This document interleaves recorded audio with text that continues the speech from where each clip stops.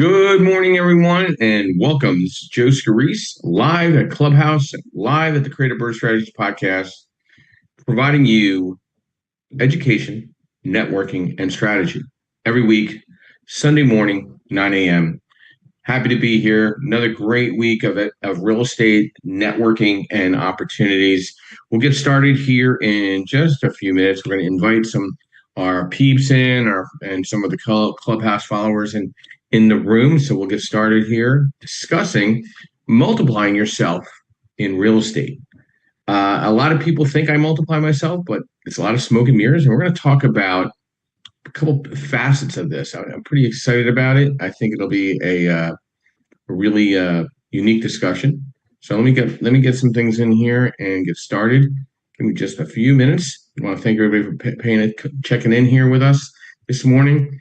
Always want to thank our sponsors, as always, Mr. Yardell Perkins of Perkatech, our social media strategist and architect, graphic art designer, pretty much the backbone to this podcast, and really the development of my personal social media brand over the last 10 years. Really, we're taking it kind of to the next level type of circumstances. I want to thank Realty 411, Ms. Linda Pelagas, who is a national publication, national event planner throughout the country.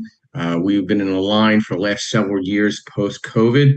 I'd like to thank MB Capital Solutions, where I'm a direct referral partner with MB, providing unsecured business lines of credit for real estate professionals throughout the country. I want to thank Lendmark Capital, where I'm senior loan analyst, providing asset-based lending nationwide in a DSCR, fixed to rent, fixed to flip, new construction, multifamily, mixed use, single family through four family space.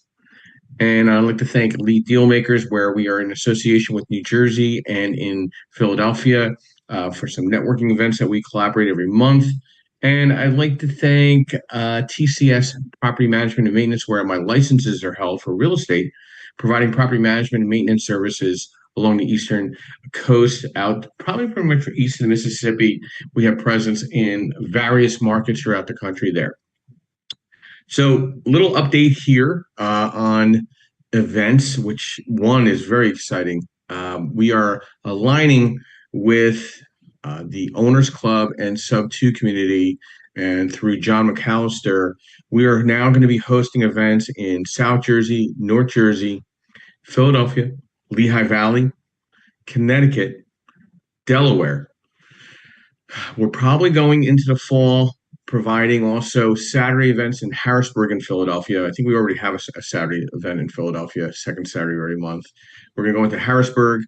We're also opening up in central New Jersey. So we're going to have a compilation of about 10 events a month for the Sub 2, aka the Owners Club of the Pace Morby Group and community throughout the tri-state, or really the northern eastern market.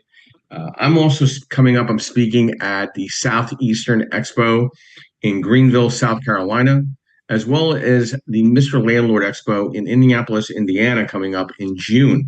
So Greenville will be in South Carolina on the 28th and 29th, coming back the 30th of May. And then I'm in Indianapolis, Indiana with Mr. Landlord, Jeffrey Taylor, probably the 4th, 5th, 6th, and 7th. Pretty cool. I'm looking forward to that. It's going to be a lot of fun discussing landlording techniques and property management and how it applies to asset-based lending. This week, we're in Jersey City with a Meet the Panel of direct private lenders tomorrow night at the 902 Brewery. Very excited about that. We have 4 other colleagues of mine. We're going to be discussing asset-based lending. Then Tuesday, we're going to be having a cigar event in my hometown, Kenilworth, New Jersey, at Fortuno Cigar Lounge. They make hand-rolled cigars. Wednesday, I'll be at the Jumpstart Germantown, a 10th year anniversary. And then we're hosting a happy hour at my office in Philadelphia on Thursday night, where it's with the UDA group, which is the Black and Brown developer community here in the Philadelphia market. Then we're just hitting Memorial Day weekend. Got a couple meetings on Friday, but really great week of networking, establishing or reestablishing relationships. And this really kind of ties into the, what we're doing with my brand, at least with my website, with our podcast, with Yardell and I, and we've done some great updates to our pictures and our podcast information. So you get to see some of the characters we just put together, which is kind of cool. But and we're going to discuss multiplying yourself in real estate, building leadership and building leaders. But let's talk about our market this week. I mean, the rates came down another eighth to a quarter point. Right now, commercial lending is probably in the sixes, somewhere in 6.875 ish, 7% on cash out, up to 75%. Up to purchase on single family on investment, you're probably somewhere around 7 and an eighth. Very competitive market, 30-year loans out there, very aggressive. Home buying from a consumer perspective, very flat. We're seeing some decreases in values throughout the country, not everywhere, but enough to make significant difference in the appraisal space.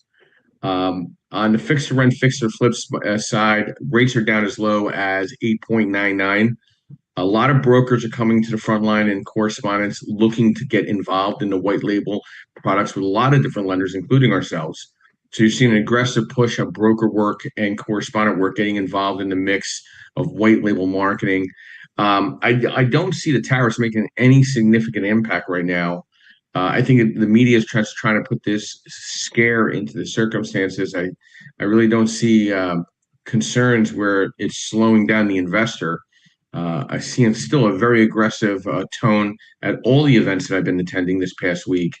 Nobody's slowing down. Everybody's trying to identify the next deal. Everybody's trying to find foreclosures, work out deals, creative ways of financing. So I don't see a massive concern. The Fed made an announcement they're going to stay flat. They had to lay off 10% of their own staff. So who's to say the Fed's going to be around in the next couple of years? I mean, how significantly impacting are they to our economy at this point? And the whole tariff uncertainty is starting to clear, and we're starting to see where things are kind of lying. I mean, right now the government is negotiating out those type of deals with about 150 different countries. So a lot of moving parts there. But inflation's down a little bit. Job reports on the unemployment side still kind of a little wonky, but rates are staying extremely competitive for the investor. So for the self-employed, it's a very exciting time. I feel like there's a very unique opportunity for you to grow and build out your platform and scale as long as you surround yourself with the right, team of experts. Some other articles that caught my eye here this week: affordability gap weighs on U.S. consumer. So the affordability on rental, affordable housing affordability has kind of expanded a little bit. You're seeing larger apartments, rents are being discounted. A lot of days on the market on more the multifamily institutional apartments. People are finding themselves more comfortable in the single family row, especially in the urban settings. They don't want to be boxed up. They want to have that feeling of home ownership without the home ownership, kind of a hands-off approach. That was an interesting article that I'm going to I think I posted this past week, or if I haven't, I will be posting. Let's see here. Renters affordability improves as they adhere to the 30% rule. So more renters are living below their means, which is extremely significant change over the last couple of years where people were living above their means. We're seeing more of a balancing act here because down the road, there is the goal of owning real estate, of home ownership, but they want to kind of give it a couple of years. They don't want to over leverage themselves. They see a unique opportunity for themselves to stay balanced and affordability. So you're seeing that's an article I think I just posted. Some of the most impacted cities are obviously Miami, New York, Los Angeles, Boston, and San Diego. Some of the more affordable cities that are out there for renters, keep an eye out on Oklahoma City, Oklahoma, Austin, Round Rock, San Marcos, Texas, Columbus, Ohio is still up in the top 5. Raleigh, Cary, North Carolina, and Minneapolis, St. Paul, Bloomington, Minnesota, Wisconsin.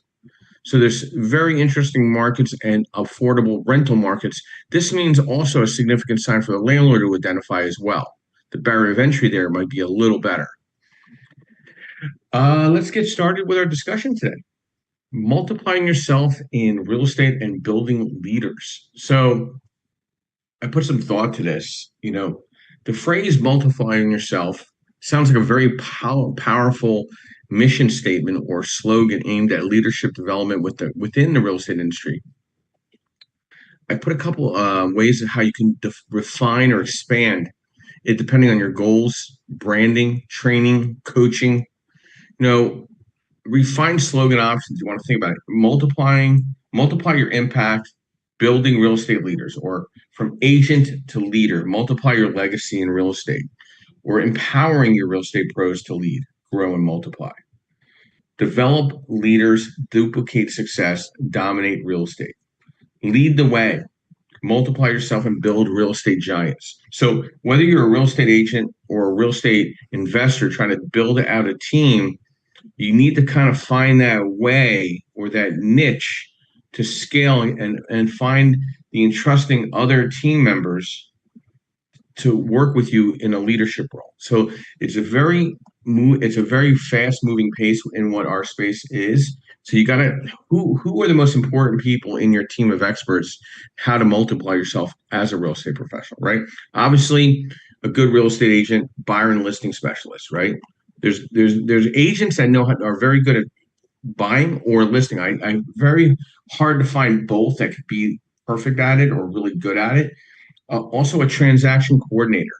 The better real estate agents or real estate professionals that are in the wholesaling space or discount off market deals have a transaction coordinator or an admin or an executive assistant.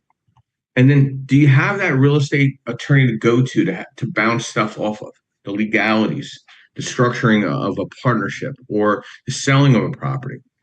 Or a good accountant or CPA or bookkeeping service to bounce different questions off of. And how many mortgage lenders do you have in your stable, right? Do you have the broker? Do you have the regulated banker? Do you have the direct private lender? Who do you have in your stable to make that difference? Then there's the contractors, the inspectors, and the property managers. Irony enough, I've gotten 2 or 3 property managers that have reached out to me that wanted to have a sit down with me to see how we can work together. And now that's definitely a different type of inbound inquiry. In the past quarter, in the past 2 weeks, I've had 3 property managers reach out to me to want to have to sit down and talk about how we can work together. How can we help one another? And have you considered a business coach or mentor or strategic advisor? Understanding your purpose, understanding your why.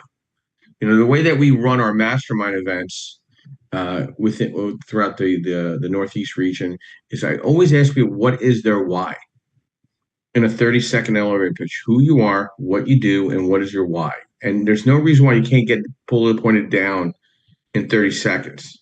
You really need to think about that going into this week. We have a very competitive market. There's a lot of people out there trying to do what you do and better. What are they doing? How are they separating themselves from you and others to make a difference in their bottom line?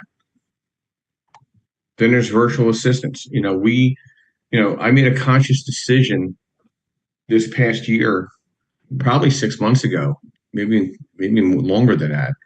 I brought an entire virtual assistant team in to facilitate my marketing, my networking, my operations, working with Yordell. Yordell is one social media administrator, can't do it all.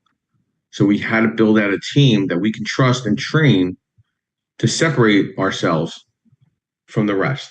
I feel like, and I tell people this, I feel like in my space, I'm competing with companies. I'm not competing with other LOs or other loan lending teams. I'm competing with bigger structured entities. So I have to present myself in a very specific way and brand that, 1, I'm approachable, 2, I'm traditionally available, and 3, my response and my communication is at my best. So I think that a lot of that is very important. So again, some things there, and then we're going to dive a little bit more into multiplying yourself with your social media brand. What is the core concept to who you are? How are you leveraging social media? Have you done a Google audit on yourself? Do you have a Google business profile? What's your LinkedIn look like? What's your Facebook business profile look like? What does your YouTube look like? What does your Instagram look like? What does your TikTok look like? Is there a consistency there? Is there your Twitter account being worked? Are the right pictures up? Are they you? Are you branding yourself correctly with the right theme over and over and over again? Delegating and automating. We're always, well, Yardell and I are always looking at ways of automating things. So I'm sitting down with the guys from Sub Two, and they're working on a system to send out certain types of interactive discussions with my investors in my database. We're working on that now. We should have something rolled out in the next week. Very interactive, very chatbot oriented, and I'm building a team within that group because they want to white label and they want to also provide brokerage or correspondent work working with me. So we're working together in a team like atmosphere, and we're specializing to scale. Your brand is your leverage. Your brand equals your leverage. People want to work with people they see and trust. Your social media is a digital storefront. Keep it open 24/7. And create that evergreen content. And what I mean by evergreen, you want people to come back to you 5, 10 years after the fact. Hey Joe, I've been following you on something. I've been, and you put some unique content out, and I wanted to give you a call. We haven't talked in 5 years. Love to catch up with you. That's the kind of conversations you want to have and see. And building a system of content creation. I know it's tough, but you got to be putting out articles and polls and inquiries and video work and responding to people when they respond to you on your social media platform, right? Do a podcast. Why haven't we done a podcast together? Why haven't I interviewed you as a one-on-one? It's not that complicated. A professional picture, a brief bio, a subject of discussion, and 10 questions. There's your podcast, right? Affiliate partnerships and opportunities. That's another way of expanding your business. Make sure it makes sense within your space, of course, but there's great referral programs that are out there, like the unsecured business lines of credit. I also have a title company. I also have an insurance company. I have my licenses. So there's referral programs within my space. A successful real estate professional should have 3 or 4 different revenue streams coming in. My real estate holdings, right? So there's a lot of different things that I do to multiply the opportunity, making sure that my bank statement stays full as well. Good morning, Timothy. Welcome. Brief overview, who you are, what you do, and thoughts to our discussion, multiplying yourself in real estate, building leaders. Good morning, Joseph. Good morning, room. Thank you for having me up again. Joseph, actually a very good topic. If you're building or trying to market your brand, no matter what it is, knowing one of the things that I don't know if it was mentioned yet or not was, and I stepped in a little bit later, is knowing what your target is, knowing what your overall goal is, and then designing and inking what your marketing strategy is. Another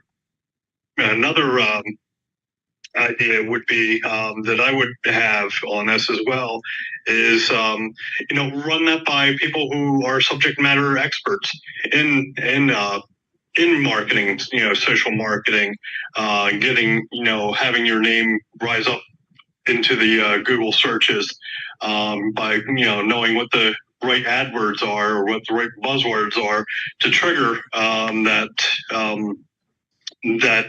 result when somebody Googles what you do. But Joseph, again, very good discussion this morning, especially those who are looking to market their business or market their product. Again, I'm Timothy Doyle. I'm a buy and hold real estate investor up here in the greater Lehigh Valley, owner of Steel Hill Properties. Remember, if you can't buy it, steal it. Joseph, thank you, and we'll speak soon. Yeah, great hearing from you, Tim. I haven't seen you in a quick minute. I haven't been up in the Lehigh Valley event with Garrett in a couple of months. So I have it in my radar coming up in the summertime. But I've been focusing on the Bethlehem event that I hold the second Wednesday of the month at the Bethlehem Brew Works, actually. Awesome. Hey, Joseph, do me a favor. Could you send me an email and or send me a text and remind me? I've been a little busy my wife's been recovering from surgery and busy trying to get this house together while it's somewhat nice outside, although it did rain all week up here. Oh my God. Did you see that rain a couple days ago? Crazy, crazy, crazy rain. So prayers out to the wife there, Timothy. Thank you. My pleasure. So knowing your real estate goals or targets are the foundation of building a scalable, intentional, and fulfilling real estate profession and career. Without clear targets, you're just reacting instead of leading. We need to clarify and dominate some of the real estate goals. Like why knowing your goal matters. Like clarity equals power, direction fuels decision, motivation follows vision. Then you got to define the real estate goals, break it down, short term, midterm, long term. You got the short term, which is 0 to 12 months. How many transactions you want to do, how many income targets you want to hit, how many building social media presences you need to create, how many niche focuses do we need to look at. Like I was talking to Yardell just this morning. Hey, we got to update our video for the podcast because we got all these new pictures and characters and want to add that. Yep, noted. Boom. We're going to send it to our Google team. Boom. It'll get updated this week. I got to put 5 articles out. I got to put 2 polls out. I got to make a bunch of phone calls, post a podcast. Then you got to look at your midterm, 1 to 3 years. Build a small team, consistent. Be consistent, continuous. If it's a matter of buying or owning investment properties, maybe goal set one a year or 2 a year. Then there's the long term, the 3 to 10 year, the financial freedom. Through real estate. I'm very thankful. I am bill free. There's no bills. It's just on whatever's in front of me is my bill. That month to month, everything's been addressed, paid off. I just want to be able to facilitate whatever is in front of me. And then you gotta think about long term. What's your brand partnership?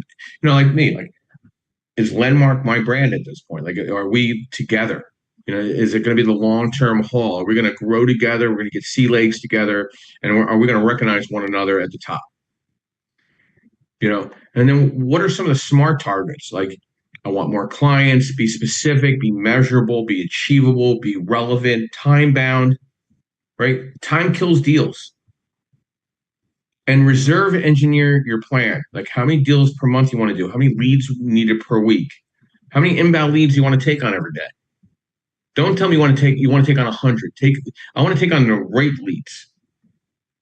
Okay? Where are they coming from? Is it social media? Is it cold outreach? Is it referrals? Is it introductions? What marketing or content needs to support that? And listen, not every client's perfect for you. Like I've had conversations with you, hey, send me your information. I'll take a look. Never hear from them. Crickets. Guess what? I'm not going to chase that person down. They're not willing to go out of their way to send me what I need to see. Why would I want to go out of my way to see what they don't want me to see? Maybe they're just not telling the truth. Okay? You got to align your social media and your daily habits. Your brand should reflect your goals. ROI, flips, cash flow, first-time home buyers, talk financing, steps, myths. Use some type of tracker on calls and follow-ups and content, posted, lead generation. We're probably posting anywhere from 3 to 4 posts a day on different aspects: education, inspiration, motivation, video, pictures, interviews, polls, blogs. Audit and adjust. We did something differently with the podcast through YouTube and Facebook. We're now seeing 3,000 to 4,000 views a week. Okay, we're getting a higher viewership, a higher download on our podcasts by just flipping things around.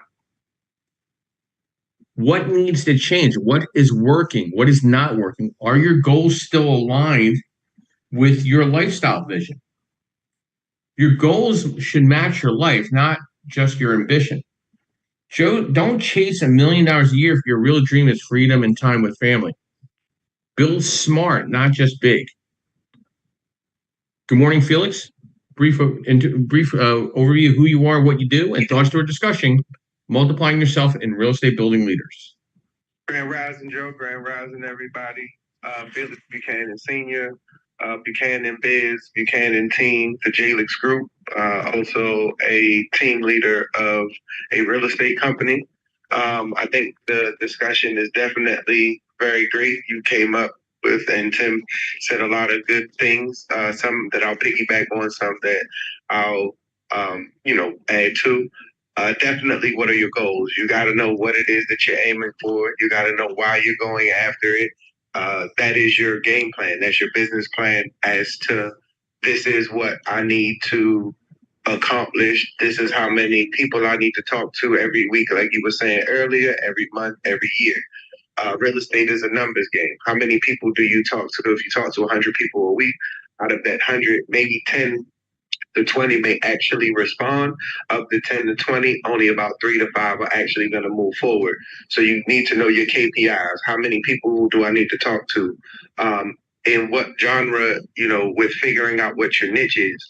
You mentioned that as well earlier. What are the things that I know that I'm great at? And this is what's going to drive the business that I bring in because this is the message that I'm sending. This is the marketing that I'm doing. This is the level of advertising, like you guys said, keywords.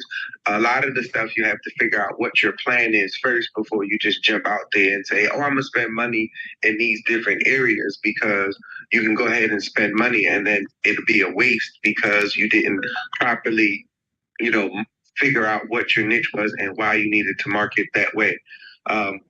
What is the message that you're sending to the audience that you're targeting?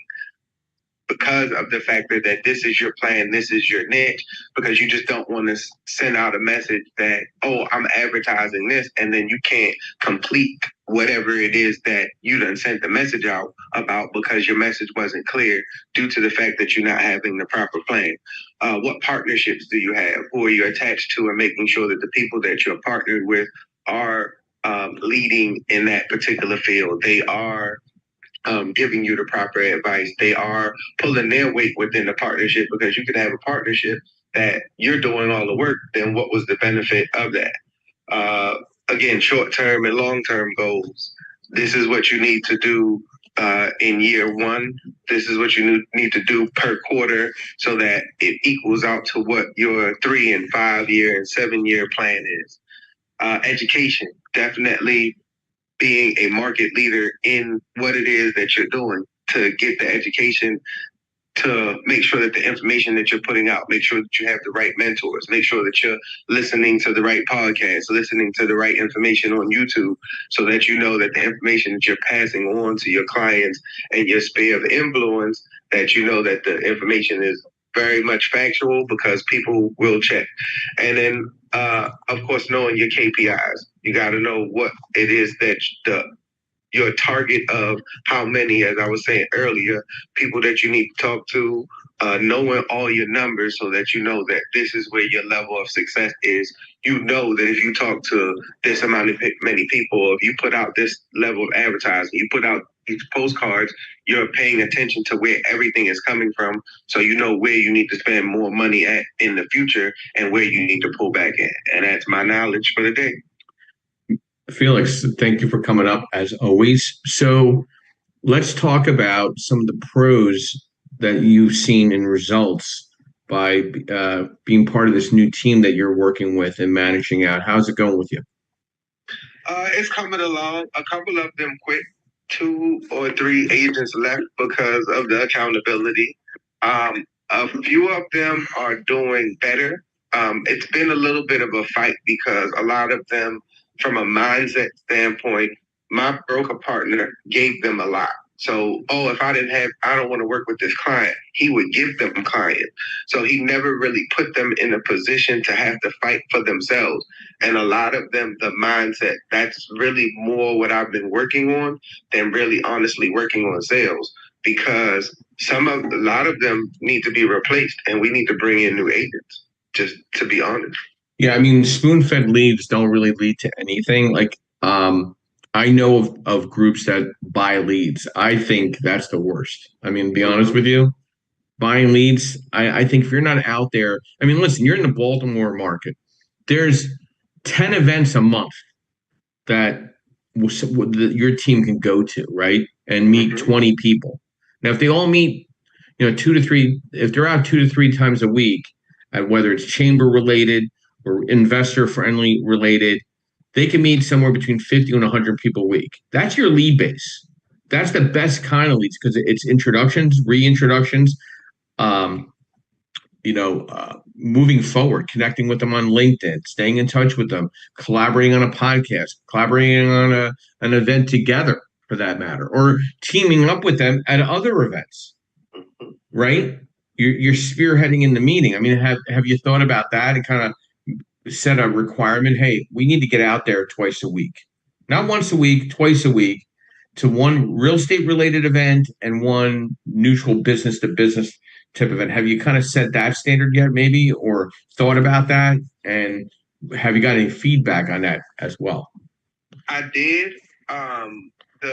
You just gave me an idea because you gave me two. One of the ideas I already spoke of. One of the things that I told them that if they didn't reach their contacts or contacting people within their database, they needed to go to a mall, go to a public area, pass out their business card. So only one of them took that challenge. To me, I looked at it like, if you're going to be a real estate agent, when I was a young real estate agent, I was everywhere. New York, New Jersey. When you were doing RIA meetings, I drive all the way to New York. I come to New Jersey. Not to say that I still won't now, just better situating my schedule, but I was everywhere. I was in Virginia. Didn't matter where the business was. And I don't see that the real estate people, real estate agents are that eager. I understand that, yes, social media provide this level of touching people. However, there's nothing better than face-to-face than people seeing you in the room.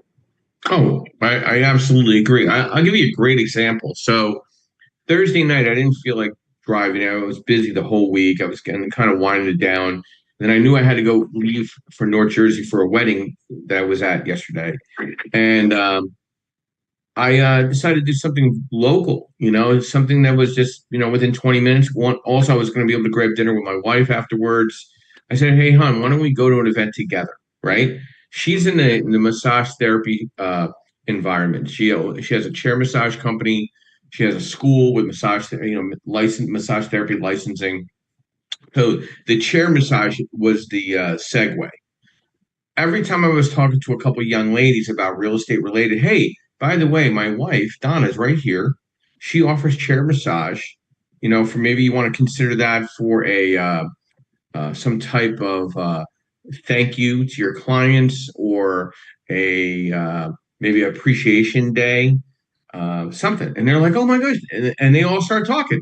And I was able to kind of walk away after I made the introduction. It was like I got myself in and I got myself out. You know what I mean? Because sometimes too long of a conversation with somebody, it can go a couple of different ways, and traditionally it doesn't go well.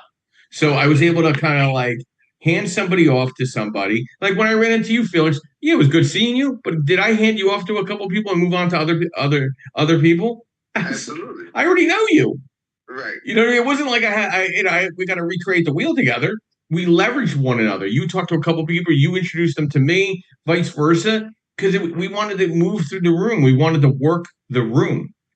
Yep. We wanted to leverage and market ourselves and as kind of the host of the event without being the host of the event. A lot of people don't understand that. When you go into an event, you need to be the host of that event. You don't want to step on the host's feet, but you need to work that room. You got a chameleon around. There was about 30 people at this event on Thursday night. I got to talk to every single person. And then I'm done. I don't need to hang out longer.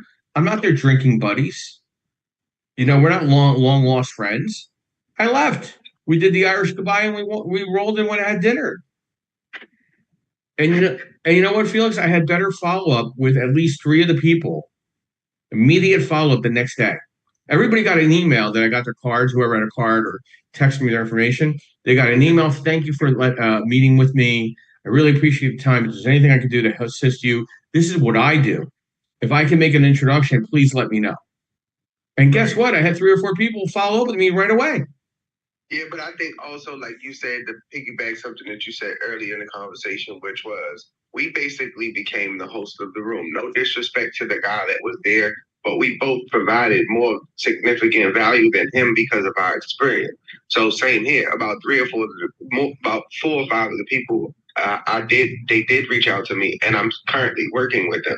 However, it's the value of education and knowledge that we had. That the host, he was 2 years into the business. What was he going to really do with us with that level of experience? No disrespect to him. Well, the irony enough, they actually reached out to me to sponsor an event, and it was astronomical. It was like something like $2,500. I'm like, you're asking me for $2,500.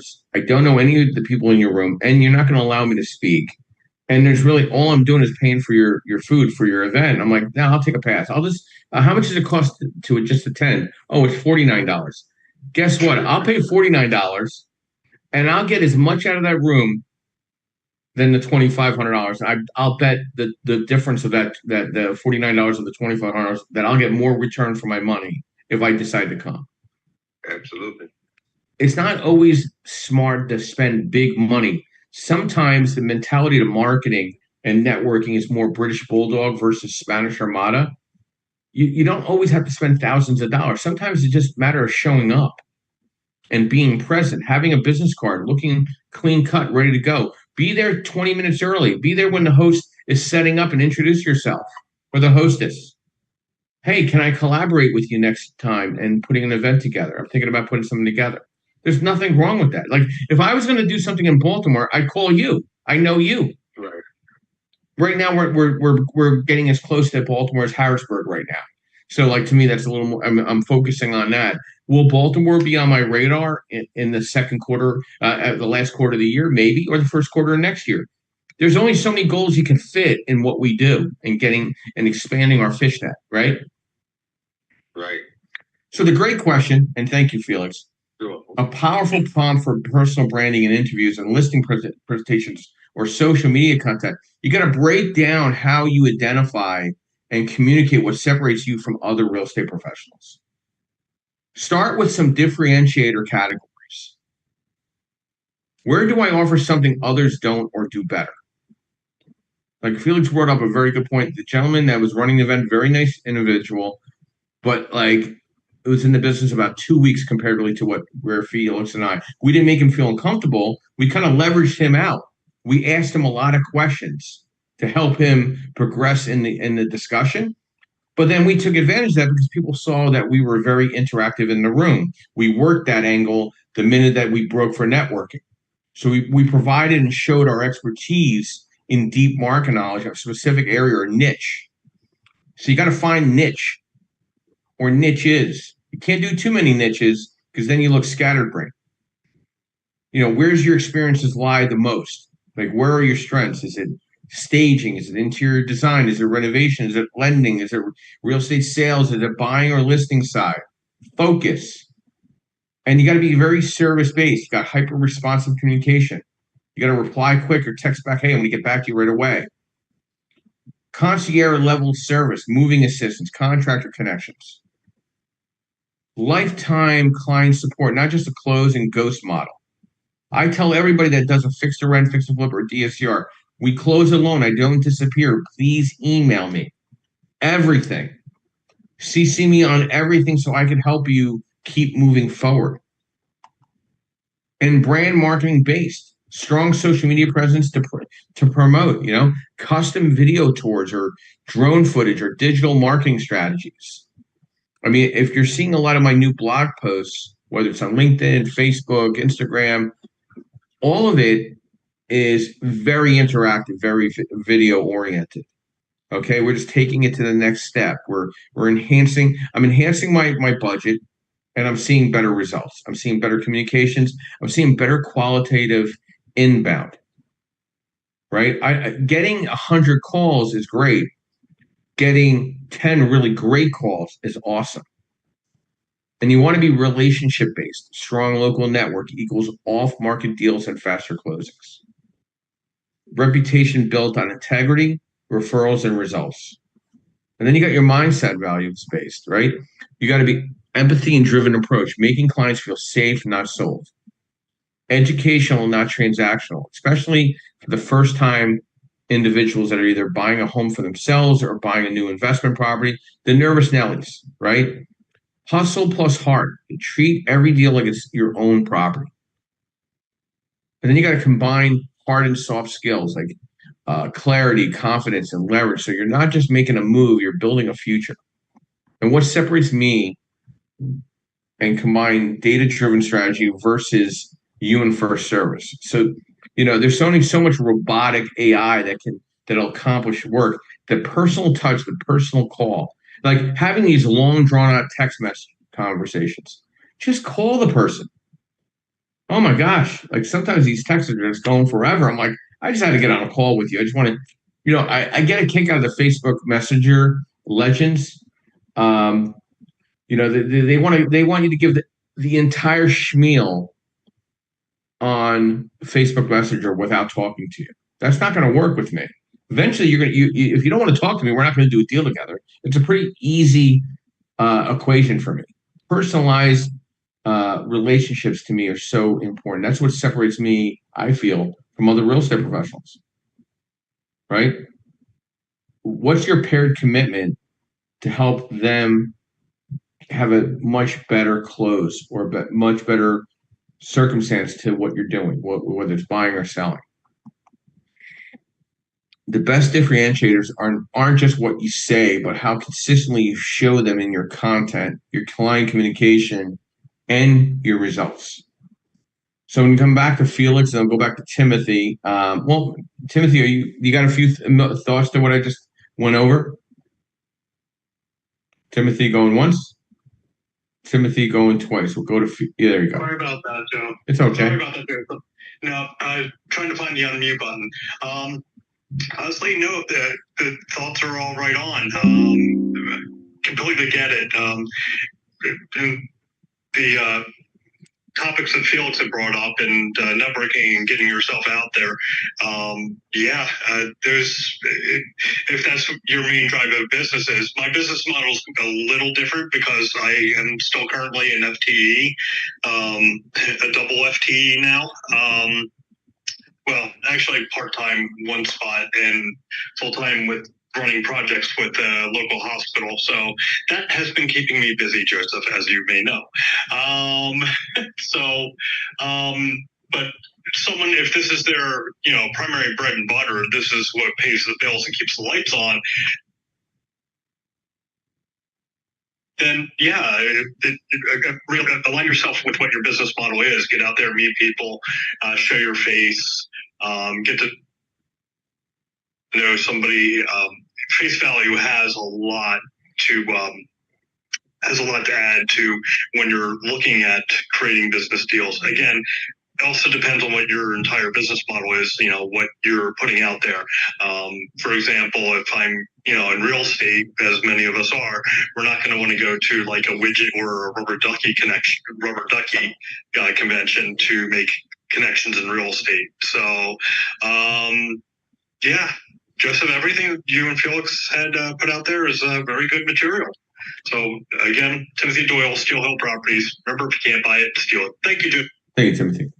I think also you need to help yourself craft a personal elevator pitch or a very specific bio of who you are, right? That personalized elevator pitch should be 30 to 45 seconds. I'll give you an example. I am a real estate professional who specializes in and I help my clients do more than just buy or sell a home and help them make confident, strategic moves that align with their bigger life goals. What sets me apart is my focus on whether it's social media driven marketing, concierge level service, first time home buyer education, negotiation expertise, and my commitment to provide a clear, stress-free, results-driven experience from start to finish. That's 30 seconds. Done. Or your Instagram or your Facebook bio should be 150 characters max. Very professional and clear. Strategy plus service plus results. Let's plan your next move. Or personality driven. Real estate with strategy and soul. DM me home to get started. Niche focused. first-time home buyer expert in your city or specific market. Make your real estate simple, smart, and social. Start the journey. Some tailored versions too as well. Niche your ideal client, city or market area, or personal style. Professional, bold, friendly, luxury. You don't want to look too like I do get a kick out of some of the real estate agents that look too luxury, where somebody might not feel comfortable to call them to talk about a rehab property, because maybe they feel like it's below. The client might think it's below you. You got to concern yourself with that. I think some offices do the same thing as well. They kind of put themselves in a classification where they don't want to look at the lower hanging fruit. I think that the whole industry from real estate agent perspective is shape shifting right now. It'll be interesting to see how AI contracts or contrasts a lot of the different things that hook onto the realtor, like where's NAR going and where is these realtor associations are going, where's the appraisal environment going. Like, it's changing. And I think in the next 24 months, you're going to see drastic changes in the title, appraisal, the whole closing process. Lending is changing too.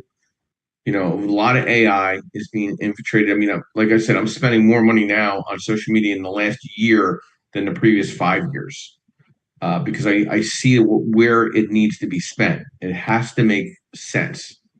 You got to look at the cost benefit relationship, and it ties back to multiplying yourself in real estate. So if a lot of you don't know, there's a track of 95 that drives down toward Florida, and there's 152 billboards on the way down at a certain starting spot. I think it's right past Virginia, that leads into south of the border.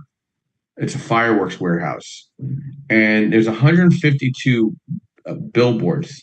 You almost want to pull over and get sick because you've seen so many billboards to this place, and then you get there and it's just a warehouse selling fireworks. And then then if you're on your way up from Florida, there's about 146 billboards on the way up to this same warehouse. So that's their advertising, is billboard advertising, over and over and over and over again. It's the consistency and the continuity that makes them a successful fireworks warehouse. So you need to obviously be consistent in what you do, brand yourself correctly, market yourself correctly, in whatever landscape you want to tackle in real estate, and that will build leadership. That will build a following. You don't need followers. It'll build a following. You hire people to follow you. When they're being paid and making money, they're going to follow you. Don't worry. Trust me.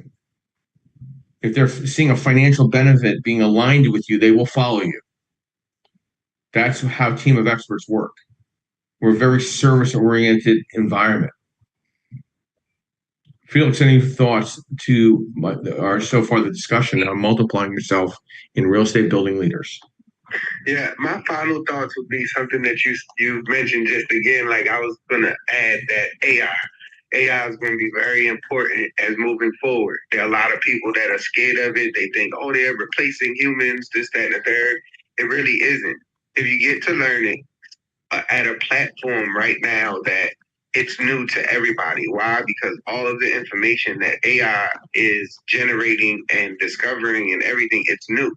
So the more that you get to learn about it, it puts you in the lead, because the AI bots, the chat boxes, all of those things are going to be able to respond for you as you teach it to respond the way that you want it to, so that you can get really quick responses to the certain clients that, whether they reached out to you at 4:00 in the morning, at least your AI bot will respond to it, engage in it. And then when you wake up at whatever time, now you know that you have a lead and you need to contact this lead, and the AI got all the answers to the questions, so that when you call the person back, it ends up being a warm lead, as if they were referred to you by someone, and it was actually the bot doing its job and asking all the proper questions that then put you ahead of a lot of people. So even though we just did have this discussion last week about AI on the podcast, that would be a very good thing to really get involved in reference to building yourself.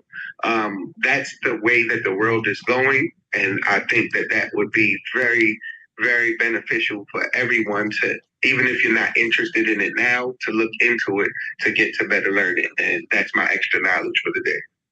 Thank you, Mr. Felix, as always. Continuity, and I'm going to kind of come around on this. Continuing and consistency as a real estate investor versus a real estate agent, right? Mm-hmm.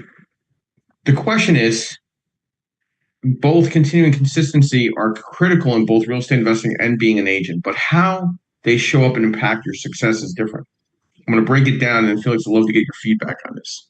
So, real estate investor is building long-term wealth through asset ownership.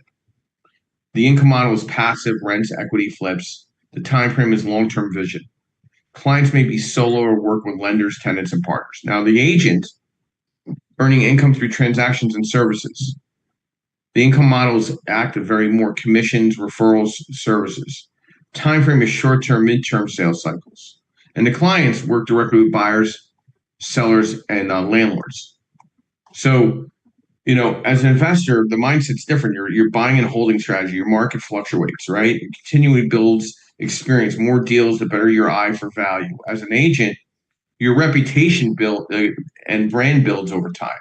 Leads from 6 months or even 2 years may finally convert.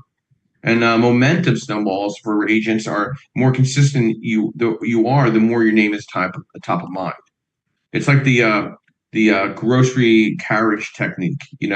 People see your face on the grocery carriage over and over again. They're going to eventually call you, right? So as an investor, your consistent deal analysis, consistent networking for off-market deals and private funding, consistent portfolio reviews, rent increases, maintenance taxes. With the agent, it's consistent prospecting, consistent content creation, consistent follow-up. I mean, there's a lot of relevances there too. Investors win through continuing ownership. Agents win through consistency of effort. But when you combine the two, as many top producers do, you create a business with both cash flow and equity, and both short-term wins and long-term wealth. So that I feel like the agent that's out there grabbing onto some investment properties as well is the much more transactional agent, right? They understand. They're in the foxhole with you. Okay, and if you're an agent looking to become an investor, more so, consistency in your sales business funds your future deals. If you're an investor who's also licensed, consisting the market visibility and the networking gets you better deals and better partnerships. I mean, I'd love to get your thoughts to that, Felix, because you kind of play, you're trying to build that type of role play in your team building. So I agree. And if you think about it, when I got into the business, I've been in real estate. I got my license in 2005. So when I got my license, I was already an investor for 2 years. I relinquished being an agent in 2019 because my market niche really was investors, dealing with investors from a landlord perspective, because I know Section 8, BRHP, Baltimore County Housing Choice Vouchers, market tenants, as well as just dealing with investors. And I switched out of being a real estate agent and back into investing because, to me, all of the work, and nothing against real estate agents, I enjoyed it while I did it for the 15 years. However, I never prescribed that I wanted to really blow up to be this great real estate agent, because I felt as though that me giving whatever percentage of money away to my real estate company, on the other side, because I had already owned my own property management company, I was already doing my own tenant placement, that I was actually building a better network over on the investment side, as you mentioned, because my restrictions are less than it would be me being a real estate agent. Because when you're a real estate agent, you're 24/7, 365, a real estate agent, which then makes it that if you're not wearing your investment hat, then you have to follow every guideline of being a real estate agent, which can be restrictive. As you said, because you're part of this company, what are you, a buyer's agent, a seller's agent? Do you deal with investors? You have to find your niche and then start marketing, have farm marketing, all types of different things that as an agent, you're kind of like over here in this box. When you're an investor, when you start meeting these people, these title companies, these appraisers, you're actually going to get more business personally to meet on that side and grow a lot faster because you have those direct connections. You don't have a broker in between you that's going to tell you, hey, well, you could do this and you can do that, which is where I benefited because I was an investor first. And learning a real estate agent, I knew what hats I could wear, that me being having an LLC and me operating with my LLC within this time frame, I'm no longer a real estate agent and separating myself.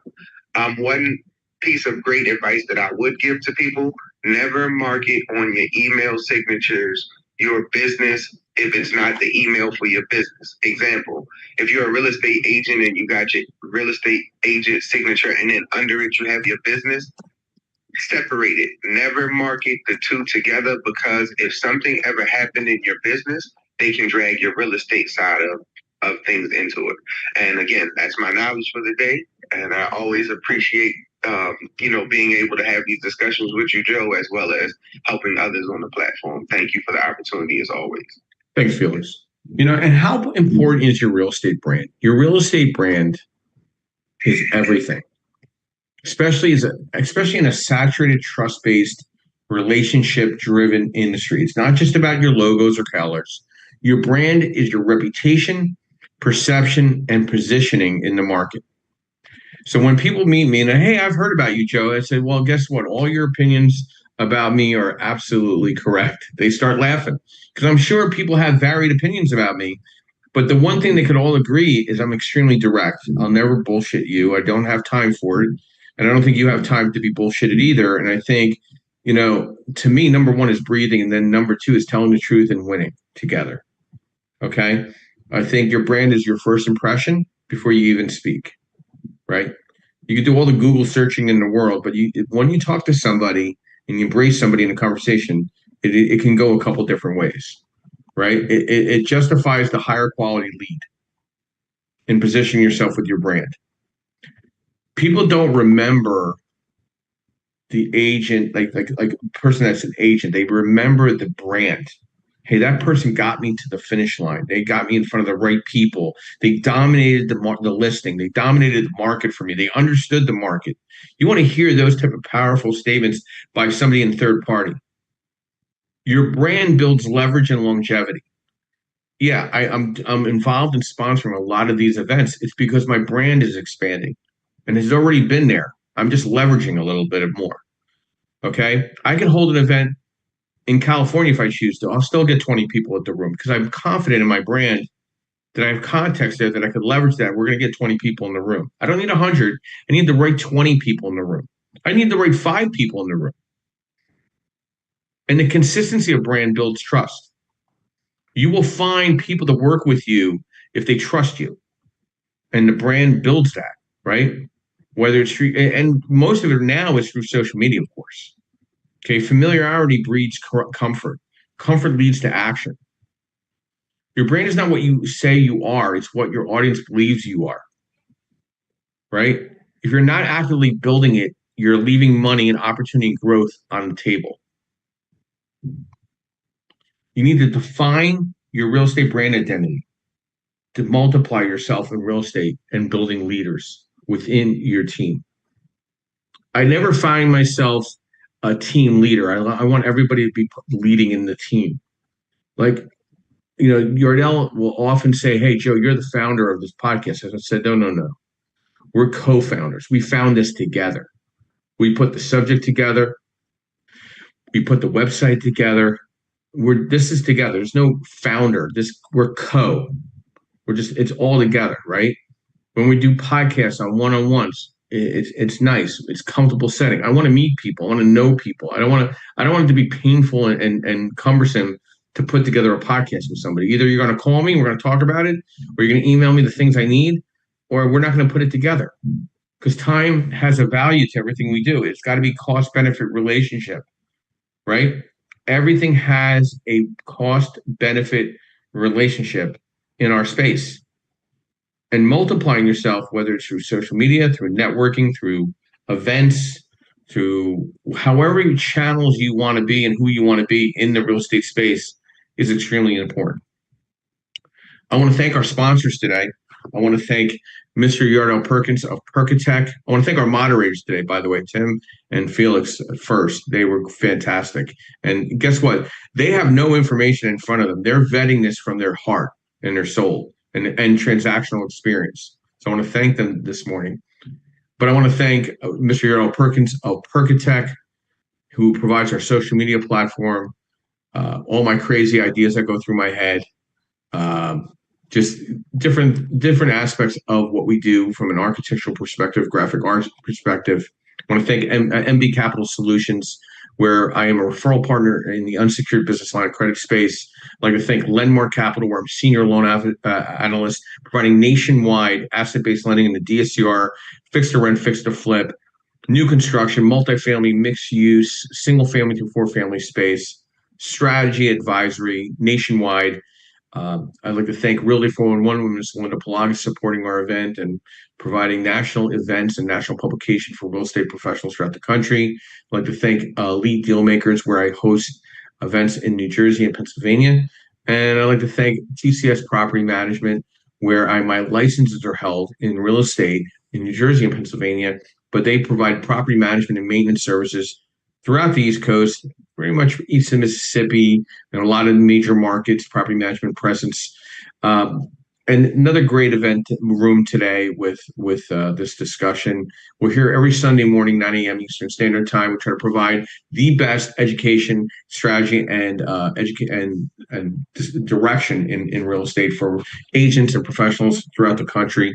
We're now celebrating our 100th plus podcast. I think we're at like 102. We keep pushing this forward. Now our goal is to get to 200 podcasts. And my quote this morning: push yourself to do more and to experience more. Harness your energy to start expanding your dreams. Yes, expand your dreams. Don't accept a life of mediocrity when you hold such an infinite potential within the fortress of your mind. Dare to tap into your greatness. Robin Sharma. I want to thank everybody this morning. Have a beautiful Sunday morning. Have a great week. We'll see you next Sunday, 9 a.m. Eastern Standard Time, in the Creative Birth Strategies podcast and house here on Clubhouse and on our podcast. Be blessed, and I'll be ending the room in the next 30 seconds. Everybody have a great weekend. The rest of it.